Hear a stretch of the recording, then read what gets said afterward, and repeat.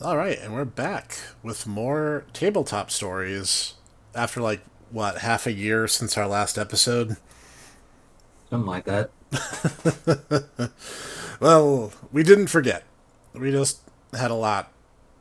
No, that's a lie. Nothing really distracted us. We were just distracted. But we're back with more tabletop stories, and that's what's important.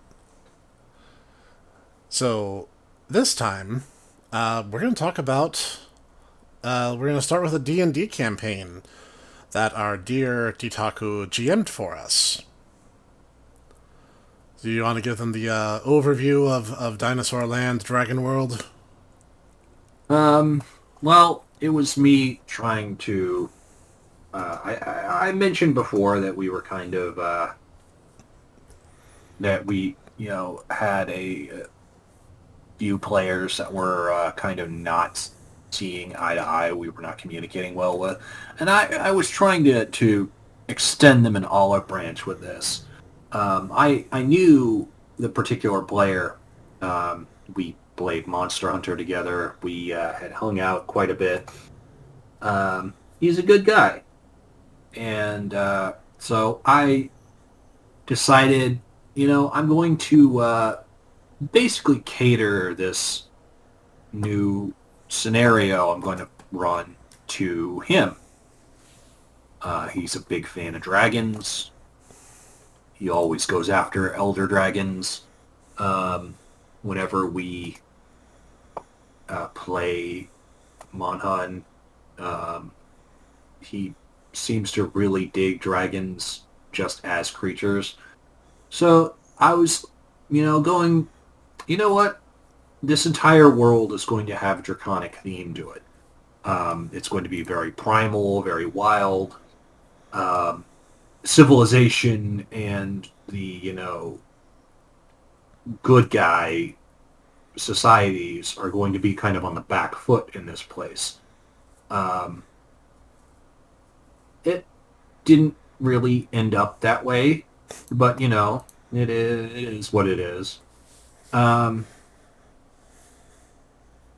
I also decided that I was going to have it actually be on a person. So pretty much all of the place names are references to body parts because it actually is supposed to be on top of a giant person. They never figure that out. I don't know how, but no one ever made. I mean, Uh, I parsed it, but I wasn't going to explain it to the others because I knew they'd either take it really stupidly or really poorly, so I just kept it to myself. I mean, you but literally named our hub town Umphalos. yes, I did. Like, we're literally in belly button. Yep. So, yeah, I was on to your shenanigans. Uh, Thanks, Xenoblade Chronicles, except, it's a woman lying on her back, not like two yeah, giants that smashed each other. yeah, pretty much. It's not two guys in the midst of a wrestling. Honestly, you need to review that game. That's actually a really good That action RPG. That's a good idea. Maybe I'll get around to that sometime. I think Um, that'd be a strong response to that. but apart from Australians with cool laser swords, um, which honestly Shulk and his crew would not have been out of place. There were some weirdos. We had quite the party, and part of it was because Noodle and I got inspired by Joe Cat's Crap Guide to D&D video series. And so we were like, yeah, we're going to actually do it. We're going to form the A-men of just holy class heroes. And then the rest of the party, in what would eventually become a running theme in this game, ended up disappointing us by not going with it. So I was a cleric. I was a half-orc solar cleric who followed in the ways of Saint Helbram, an original deity that Ditaku made. And my entire point with this character was always this species is always X alignment is one of the dumbest rules in D&D. and limits creativity. So I made a lawful good half-orc who actually has, like, really healthy relationship with her parents, and they're, like, married and very happy with each other. And there's none of these really stupid, chaotic, evil stereotypes flying around. She's a very nice person and genuinely wants to help people. I did this just as demonstration that you could, because that stereotype in D&D is dumb and really needs to stop being a thing. Yeah, honestly, I agree, and I've never really run it that way. I've seen it more as cultures or societies. Yeah. But I'm just a crazy person who has a history degree and looks at societies going back hundreds of years, and kind of how nations or societies shift and form with the pressures that are on them. So I suppose it's different with D&D, where you actually have like divine forces that act on the world. Yeah. But I don't know. I've always played the gods as being a little bit more subtle than Hi, I'm Zeus, and I'm going to specifically mess with this one town because they're neutral good rather than chaotic good. Lol, lol, lol, lol. So, and honestly, I mean, that's another thing, is that's a kind of an artifact of Elric's multiverse from the Elric of Melnibone series. Really good, really good. Honestly, if I ever actually sit down and do the, Bukluk or whatever I'm going to call it series that I've joked about a few times, I would love to do the old Elric short stories because they're great. People who are like, oh, J.R.R. Tolkien is so boring, it's so long. It's like, you should read Elric then. It's fast, it's really engaging, and unfortunately, a lot of things that it did, like popularizing multiverses and, dimension hopping and, the entire alignment system that we take for granted. And yet everyone takes, oh, Warhammer, oh, D&D. It's like, no, Warhammer and D&D both stole from Elric. Yeah. They stole a lot. And then you have The Witcher, which literally just plagiarized it. Yeah. Yeah, but that's an entirely different thing. That's a snack talk for another day, right? Yeah. So Next in line was Noodle's character, who had Lucius, a human forge cleric, who, as I recall, did not do very much before he was replaced. yeah, His only really interesting quirk that I have in my notes is he was really, really racist to non-humans. And the only one that he was, like, even remotely nice to was my character Laga, on the grounds that she was still half human and a lady of the cloth. that's true. I actually forgot he was a forge cleric. If I hadn't written that down, I literally could not have told you that. He didn't get to do much. Noodle was really busy during this time. Yeah, he when he did come back, he was like, yeah, you know what? I want to run another character. So we got the legend of that was Garman. Garman. That was actually right after I changed characters. We'll get to that in due time. Next is Laguna, who was a male drow, because apparently those exist. He was a wizard who ran a pawn shop and ended up being a front for the mafia, which I'm not sure if you came up with that or if he did. Basically, he's like, I want to be a drow. And I'm like, okay. And he's like, I want to be a male drow. I'm like, okay. Now, here's the thing. Like, and here's another thing that I'm not, like, super huge on. Some of the lore, like the vanilla lore for some of these races is kind of dumb. I'm just gonna come out and say, and the lore for the Drow is pretty much exactly that. You have an entire society that's matriarchal, but is also like heavily, heavily, heavily hedonistic. They're slave takers. They all hate each other, and they like just constantly have these like cat fight, like, you know, cat fights to find out who's queen bee among the queen bees, and it's really, really dumb, and it's like your society would not function. This would not Yeah. function. So instead, I opted to have the drow be kind of, instead of, oh, they're all just degenerate slavers. Oh, you know what? Instead, they are all, they're part of the mob. They're part of a organized crime. And pretty much it all seemed to kind of fit. Yeah, no, it worked out really well. That was So, a nice play, I have to say. yeah, so, they're still evil. They're still slavers. But, They're much more this interesting now. they're much more interesting, and it kind of removes. I don't know. I've heard a lot of people say that because they come from Faerun, the Forgotten Realms, Right. that a lot of the Forgotten Realms authors back in the day put in their magical realm. If you understand what I'm saying. Yeah. Um, Yeah. Basically, for those of you who are not, ensconced in the TG trappings, like Mr. Sneck and I, it basically means you're adding your kinks to what is otherwise a non-sexualized, Setting thing. or story or idea. Exactly. And It's a reference to a webcomic. I yeah, forget exactly where, but I don't I'm remember sure. either, but if we looked Yeah, for it, I bet we could find it. I'm sure if you Google the magical realm, you will find it.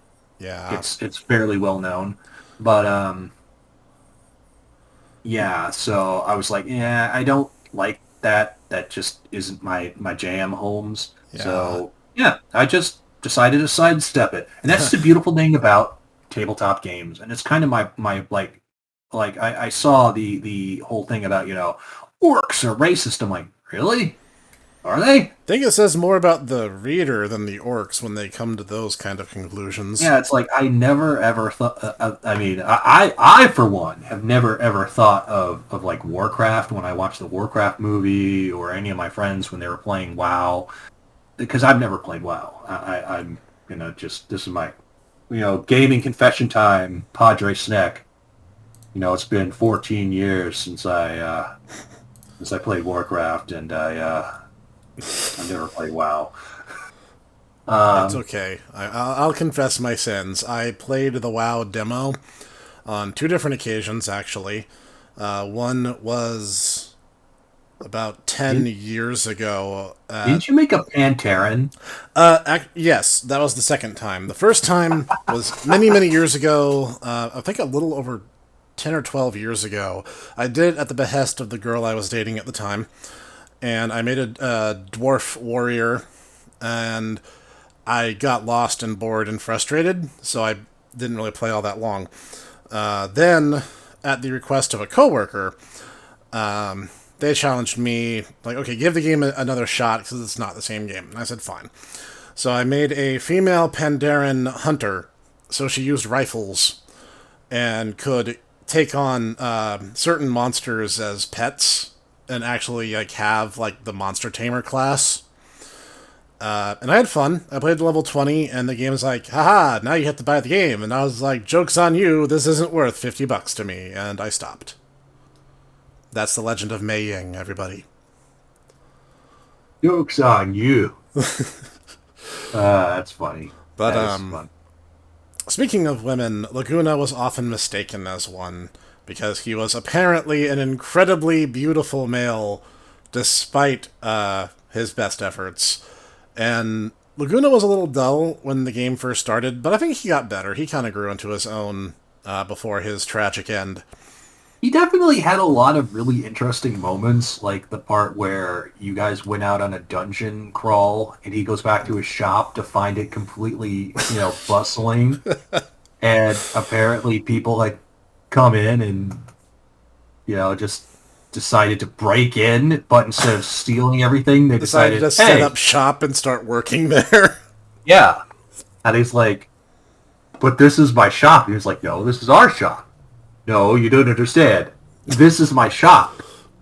And they go, yeah, well, we've been here for a week because he had been out adventuring. Right. So squatters' rights. And he goes, oh, okay. And just leaves. He goes to his mafia don.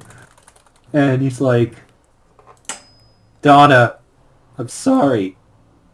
They took my shop. And she's like, why? And he goes, because of squatters' rights. And they go, really? That's not Is that a thing? you idiot. He's like, I made a terrible mistake. Yeah, you did. You should go fix it. I'm going to go fix it right now. Good boy. Yeah. And lastly was Kazodan. Oh my god, Kazodan. Kazodan. Okay, the thing is, like we said, all these characters were designed with a lot of nuance in mind, I'd say. Kazodan was not. Kazodan was a stat block, not a character. Now let me give you the breakdown. He was an Aarakocra monk. And wherever you are right now, Kazodan, I still hate you for making me look up how you spell the word Aarakocra. Anyway, he basically fudged it so that he had 20 on dexterity, and then he tried to roll everything off of dexterity. And even at one point tried to argue that natural weapons counted as an unarmed attack and therefore should be based on dexterity, not strength, even though natural weapons are literally weapons.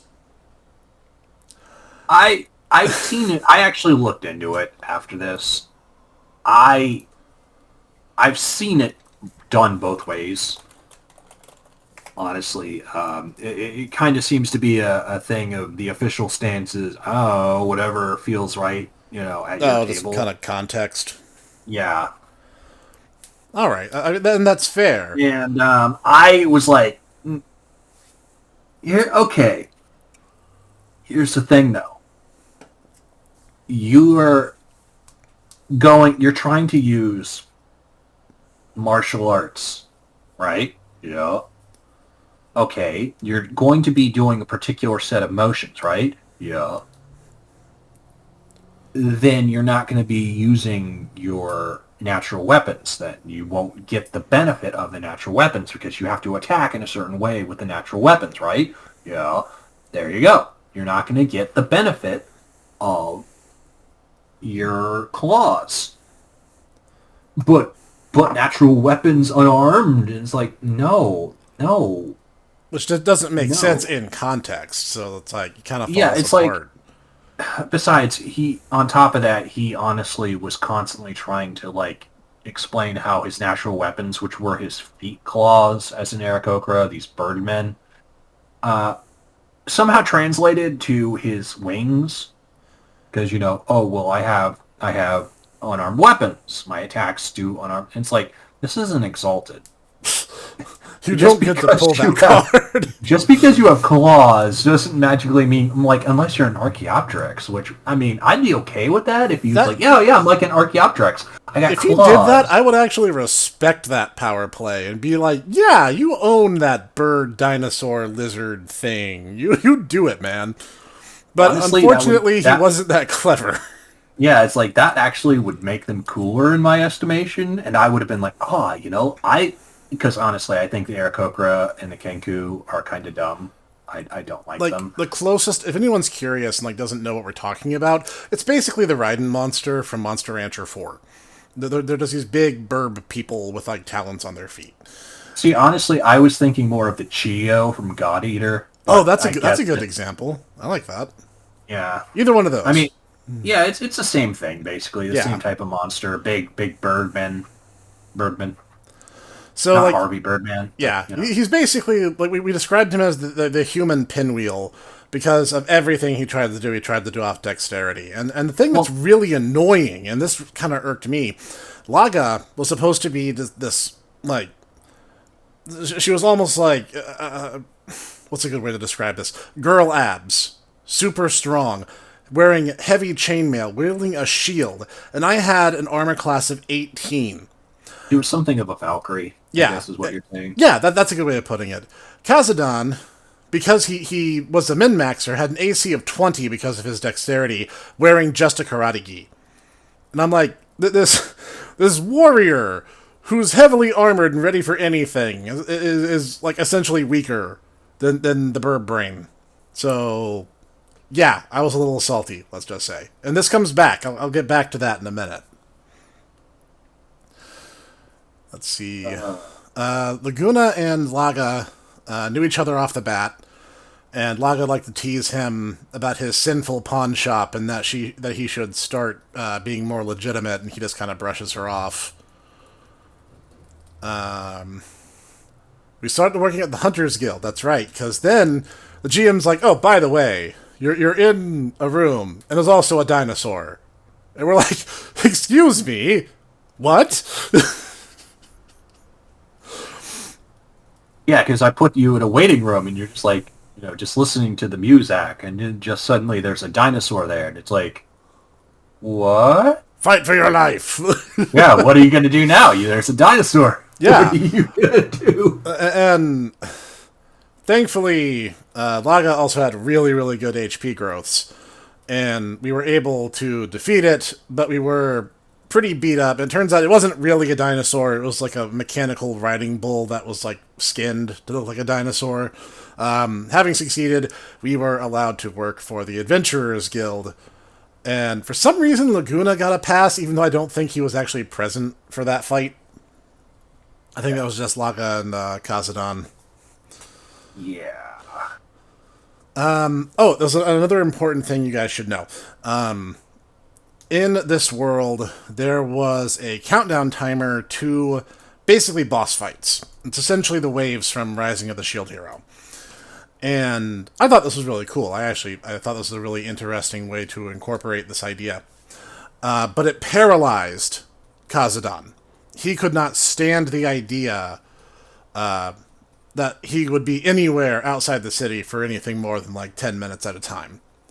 Because if the boss fight happened, what do we do? It's like, well, we don't know where the boss fight's going to be when it shows up. Literally, all we know is the time of its arrival and nothing else. That's all the information we have.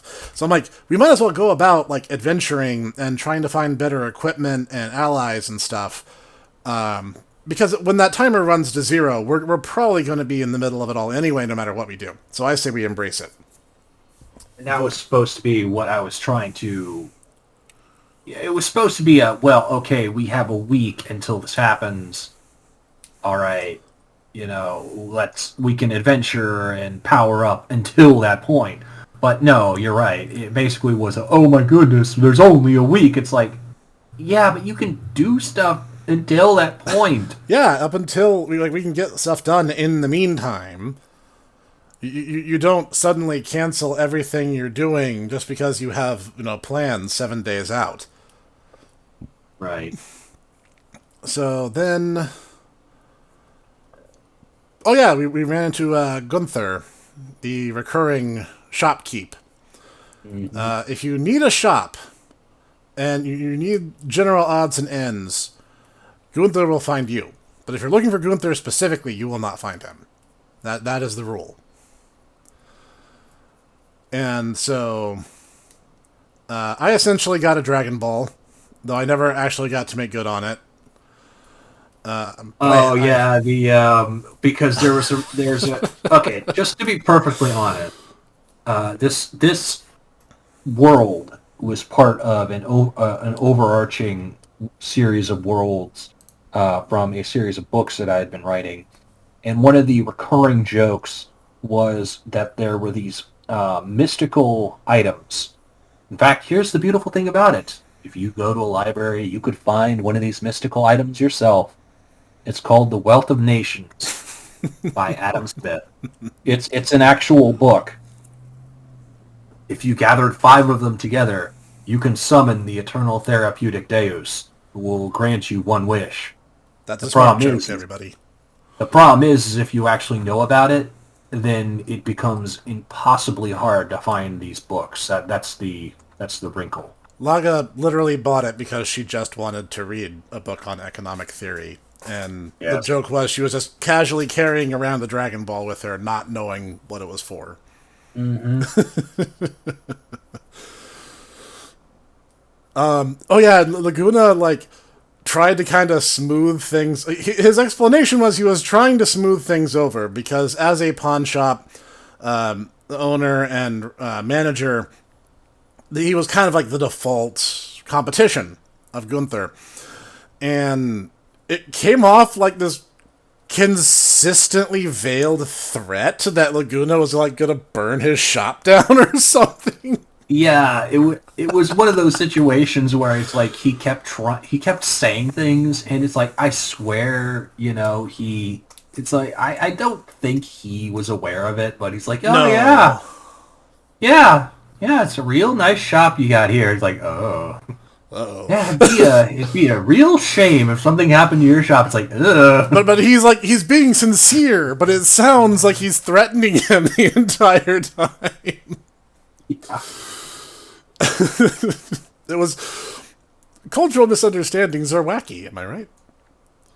Pretty much. Let's see. We went to the bar afterward to regroup, and Laga started playing with a doggo, and the doggo approved. Turns out it was a mighty hound named Regnar, and... Yeah, that it was actually a hero in and of itself, as I recall. Yep. He was a hero unto his own right, but he allowed Laga to dote on him because she was nice. Well, as I recall, if I remember this guy correctly, this is actually an NPC from another game that I played, because, you see, I have a little sister. I actually have 3 little sisters, but the youngest of them really likes D&D. And when we were, I guess younger, yeah, I guess that's a good way of saying it. This was back a few years. Right. She wanted to play a game, and so, imagine a little 7-year-old girl wanting, to go and adventure in a game. And so I had, as a helper, because she was playing as a wizard, I decided to have a paladin, and she loves dogs. So I decided to kind of pull a Dark Souls, and I had Regnar, who was this paladin, like wolf dog, who was just a monstrously huge dog, has his own sword, has a little eye patch, is just grizzled, battle scarred, and he is a awakened animal. He's intelligent. He had class levels and everything, and he had his own code of honor. And he would not stand for weakness. He would not, back down from a fight. But he also loved children, and he loved women. Those were his things. Of course. And so, yes. And so, yeah, I decided to have Ragnar show up again, just because he's not dead. He's still out there, Yep. fighting the good fight.